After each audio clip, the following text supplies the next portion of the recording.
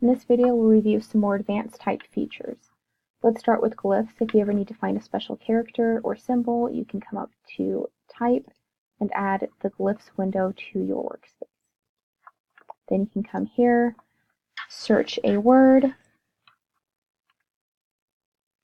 skip to a specific category, or just browse the entire glyph library.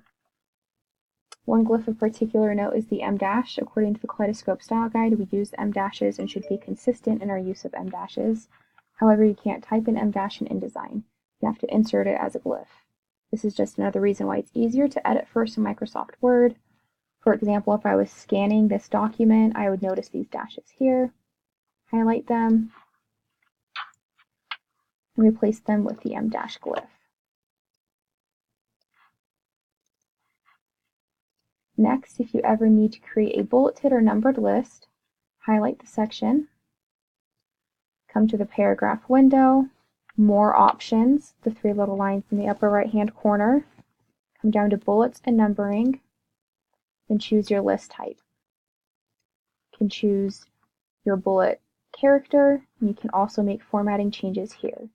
Make sure that preview is clicked so you can see the changes as you're making them, so you don't have to keep saving and then coming back to readjust. Lastly, before you finish a piece, always scan it for hyphenation, widows, and orphans. Hyphenation refers to words that are broken up at the ends of lines. The templates should be set to get rid of hyphenation for you, but if you ever notice any, you can just highlight the entire document and make sure this hyphenation box is unclicked. When we get rid of hyphenation, sometimes it adds weird gaps in our lines. For example, there are large spaces between the words here. We can just highlight the line along with some surrounding lines and bump our tracking down in the character window. Only bump it down once or twice. If you do it more than that, it starts to look really weird. A widow is one word left all alone on the very last line of a paragraph. Here, for example, you can correct this two different ways. You can add a non-breaking space by coming up to Type, insert white space, non-breaking. Or you can highlight some of the paragraph and change the tracking until the problem goes away.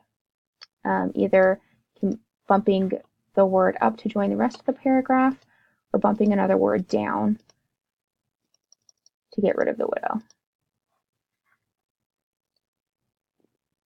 An orphan is one line left all alone at the top of a page or column like this one. To correct this, you can highlight the entire document or just the line in question. Come to the paragraph window, more options, keep options, select keep lines together at start and end of paragraphs, select 2 for both, and make sure it says start paragraph anywhere. Any of the other options will force your paragraphs into weird places.